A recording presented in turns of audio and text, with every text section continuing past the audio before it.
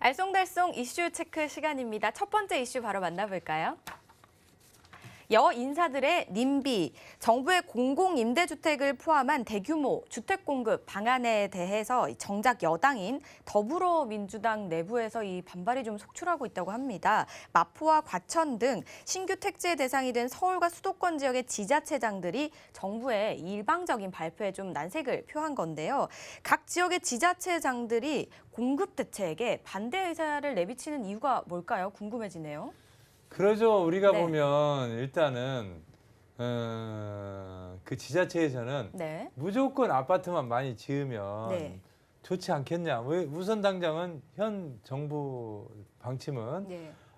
아무리 우리가 이렇게 봐야 돼요. 아파트 값이 우리가 지금 여기서 떨어지면 우리 사회자님 같은 경우는 여기서 떨어지면 얼른 사겠어요, 안 사겠어요? 고공행진이니까. 떨어지면서 하겠죠. 살 것 같죠? 네. 살 사람 하나도 없습니다. 아, 떨어지면요? 떨어지면 쌀 사람 없어요. 옛날에 예. 노무현 대통령님 때 막 집값이 폭등했어요. 네. 그래갖고 막 70%까지 세금 받는다 막 난리가 났었어요. 그런데 이명박 박근혜 대통령님 때 집값이 떨어졌어요, 안 떨어졌어요? 떨어졌죠. 떨어질 때 산 사람이 있어요, 없어요? 많이 없나 봐요. 없는 게 아니라 다 내놨어요, 우리나라 다. 집값이 떨어지면 산대더니 집값 떨어지면 살 사람 한 명도 없다는 거예요. 그래서 그냥 두 대통령님은 집값 올리려고 온갖 수단을 쓰다가 그냥 그만두셨어요. 그래서 못 올렸어. 예. 근데 현 정부는 집값 떨어뜨리려고 하다가 여기까지 왔어요. 그래도 안 떨어지는 거예요. 그래서 이건 인위적인 것이 아니거든요. 그런데 이것을 해법을 그냥 여기 저기 이 산 저 산 이 땅 저 땅 막 아파트만 지면 그 주민들이 환영하겠어요, 안 하겠어요? 그래서 놀이 공간도 있어야 되고 네. 숨 쉬는 공간도 있어야 되고 그 주민들은 나름대로 예. 그 욕심이 있다고요. 저 이 빈 공간에 테크노밸리처럼 판교 같은 가리봉 있죠. 가산 디지털 단지 같은 테헤란밸리 같은 이런 것이 좀 와서 그 지역을 좀 빛내줬으면 하는 이런 생각을 갖고 있는데 갑자기 집만 더덕더덕 짓겠다 그러면 예. 뭐지? 사회자님 뭐라고요? 눈 감아서 뭐지? 이렇게 되는 네. 것이 아닌가. 이것이 뭐지? 이렇게 될 것 같아요, 지금. 그런 것 같아요. 예. 그런 상황이다. 예. 네, 그런데 이 신규 택지 공급 예. 얘기가 나오면은 항상 이슈되는 부분이 있습니다. 바로 기존 신도시의 이제 인프라 방금 말씀하신 그런 예. 부분인 것 같아요. 예. 근데 이제 3기 신도시는 아직 삽도 안 떴고요. 아직 예, 1, 예. 2기도 좀 이야기가 많은데요. 예. 이대로 진행을 하게 되면은 예. 방금 말씀하신 것처럼 예. 기존에 있던 이 신도시 1, 2기 신도시들의 불만이 좀 나오지 않을까. 그 이런 생각이 좀 드는데 어떻게 보시나요? 보면 네. 1기, 2기 신도시 때 네. 우리 LH공사가 굉장히 LH주택공사가 굉장히 고생을 했어요. 왜 그러냐면 2기 신도시를 송산 그린시티, 송도, 논현, 경석, 검암, 별내, 간북, 감이 여기 할 때요. 토지 분양이 안 되니까 경기가 안 좋으니까 박근혜 대통령님 때 이명박 대통령님 때 그러니까 막 이자를 몇 조 원씩 나갔어요. 네. 나줄 거네 하니까 다시는 그렇게 멀리다 짓고 싶겠어요, 안 짓고 싶겠어요? 안 짓고 싶어요. 일본이 신도시가 폐망한 이유가 망한 이유가 뭐냐? 멀리다 해서 그래요. 우리나라 2기 신도시보다 더 멀리다 만들어 버렸어요. 네. 그래서 지금 가슴 쓰라라면서 이제 모든 신도시가 2기, 1기 신도시 앞으로 올 가능성이 많이 있다고 보는 거예요. 왜? 이번에 적자 안 말라고 엄청 노력을 하시고 그때 소떡공 보고 놀란 가슴 자라보고 놀란 가슴 스타보고 놀란 그런 격이 아닌가 이렇게 한번 생각해 봅니다. 보완해서 업그레이드를 해야 되는 거니까. 그래서 예. 절대로 들어온다고 하더라도 네. 땅이 또 외곽에도 많지가 않아요. 그래서 1기, 2기 신도시한테도 플러스 요인이 있을 수 있습니다. 예. 어쨌든 수혜를 볼 수 있다. 예. 근데 저는 이거 개인적으로 제가 궁금한 건데요. 예. 정부가 지금 많은 규제 정책을 내놓기도 하고 예. 공급 대책도 내놨잖아요. 예. 이렇게 막 밀어붙이고 있는데 예. 사실 한 정부가 천년만년 가진 않잖아요. 예, 예. 정부가 바뀌고 의견도 달라지기 마련이거든요. 그럴 수도 있죠. 그러면 이렇게 만들어 놓은 규제 정책, 예. 이런 공급 방안들이 예. 다음 정부에서 의견이 바뀐다면 예. 어떻게 달라지게 되나요? 바뀐다 나아가게 하더라도 되나요? 예. 확정되어서 보상이 끝난 것은 어떻게 되돌릴 수가 계속 없어요. 진행이 되는 거군요. 그걸 되돌릴 수가 그럼 없죠. 그냥 지지부진해지거나 그러진 않나요? 그럴 수가 없어요. 왜 그러냐면 예. 토지 보상이 끝나면 돈이 많이 투자가 됐잖아요. 네네. 돈이 막 몇 조 원이 투자됐는데 없었던 걸로 할까? 이게 이제 안 그럴 수는 되잖아요. 없죠. 예. 그건 불가능한 거예요. 네. 그래서 한번 해놓은 것은 노무현 대통령님 때 10개의 예. 혁신도시를 확정해놔 버렸어요. 네. 보상 끝났어요.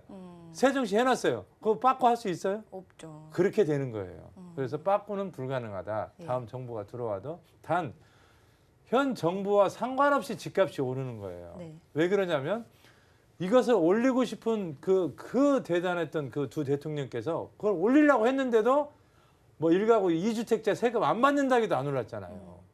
그래서 중요한 건 올리고 싶다고 오르는 거 아니고 떨어뜨리려고 한다고 떨어지는 것이 부동산이 아니다. 규제 정책과 이건 관련이 없다. 그러죠. 이게 시류가 있어요. 시류가.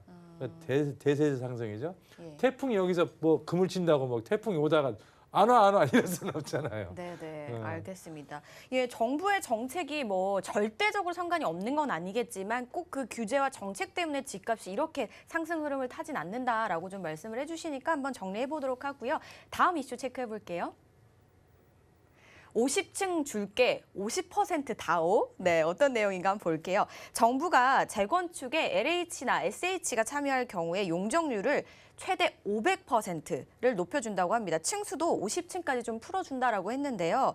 하지만 재건축 조합은 이 늘어난 분량의 대부분을 아무래도 공공 물량으로 내놓는 조건도 붙고요. 또 기대 수익 중에 90% 이상을 환수 목표로 내비쳤기 때문에 재건축 사업이 시급한 강남권 등 이 정비 사업장들이 좀 적극적으로 참여할지가 관건일 것 같거든요. 어떻게 나올까요? 그러니까 이제 네. 우리가 지금 서울이란 그 도시가 아주 체면이 좀 구겨지고 있어요. 네. 왜 그러냐면 여기가 지금 수도권까지 2천만 명이 서울에 2천만 명 이상이 산다고 생각을 해야 되는데 네. 부산보다도 아파트가 낮아요. 그것은 어떻게 보면 우리가 어디를 뭐 다른 홍콩을 가든 마카오를 가든 다른 나라를 뭐 뉴욕을 맨해튼을 가든 가면 높은 건물이 있어서 그 입이 벌어지면서 가거든요. 근데 서울을 보면 옛날에는 그래도 아파트라고 있다고 했는데 부산에 100층짜리도 있는데 여기는 그런 아파트도 없어요.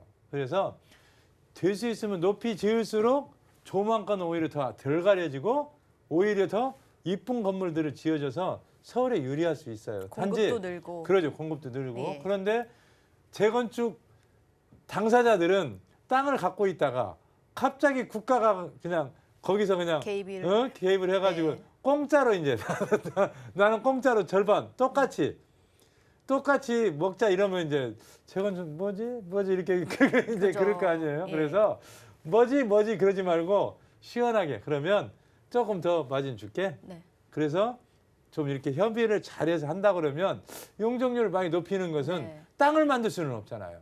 땅은 제로섬 게임이에요. 더 이상 늘릴 수 없어요. 더 용적률을 풀어서 높이 짓는 것은 서울시 입장에서도 관광 상품으로도 상당히 그러니까 서로 윈윈이다. 그러죠. 63빌딩 앞에서 중국 분들 막 사진 막 네. 찍거든요. 이게 찍고 가니까 높이 아파트를 잘 지면 관광 명소도 될 수도 있지 않을까. 네. 단 재건축 그 토지 주인분들한테 좀 혜택을 조금 주고 그쵸. 국가도 혜택을 보는 네. 그래서 협의를 잘 보면 그래서 합의 잘 보면 예. 해피해진다 이렇게 네. 생각 한번 해봅니다. 예, 맞습니다. 지금 이 조건은 일단 정부에 좋은 거지 사업주들에게는 조금 불리할 수 있으니까 중간점을 잘 맞춰서 합의를 본다면 서로 윈윈할 수 있게 갔으면 좋겠다라고 정리 한번 해볼게요. 다음 이슈 만나볼게요.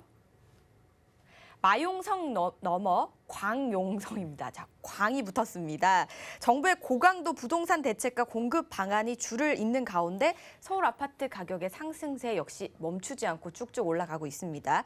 특히 광진구와 성동구의 상승세가 정말 심상치가 않는데요.